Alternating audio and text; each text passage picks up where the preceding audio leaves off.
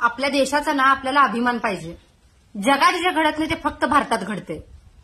बिचारी गरीब लोक ते सरकारी जे रेशन मिळते 2 रुपयाचा किलोचा तांदूळ घेण्यासाठी लाईनमध्ये थांबलेले असतात.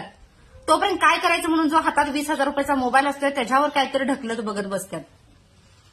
जनधन खात्यातनं बायकांना 500 रुपये जे मिळतात त्या 500 रुपये घेण्यासाठी बिचाऱ्या बायका नवऱ्याच्या त्या 70,000 रुपयाच्या मोटरसायकलीवर बसून ते जाऊन पैसे काढायला जातात. तेव्हा घेतात आणि विचारतात की परतचे पैसे कधी येणार आहेत.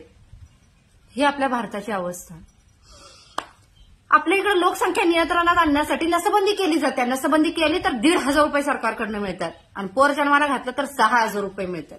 ह्या कन्फ्युजनच्या नादात लोक पोरं जन्माला घालतातच आणि सरकार आपलं प्रयत्न करतेच की नियंत्रणात लोकसंख्या राहावी. काय करायचं सरकारनं ते अजून.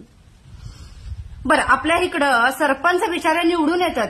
निवडून येण्यासाठी किती कष्ट करतात, किती दिवस बिचारे झोपत सुद्धा नाहीत रात्रीचे. आणि निवडून आल्यानंतर बिचाऱ्यांना 5,000 रुपये महिना मिळत असतात. पण म्हणतात ना ज्याचं कोण असते त्याचा देव असतोय. त्यांना वर्षभरात बघायचं स्कॉर्पिओ, बंगला, गाडी, जमीन जुमला सगळं घेऊन टाकतात. ही आपल्या भारताची अवस्था. राजकारणी तर एका टर्म मध्ये सगळं 200-300 एकर जमीन, साखर कारखाना, जमीन जुमला, मोक्याच्या ठिकाणी प्लॉट सगळं घेतात आणि आपण भारतीय फक्त बघत बसतोय. काय बोलणार.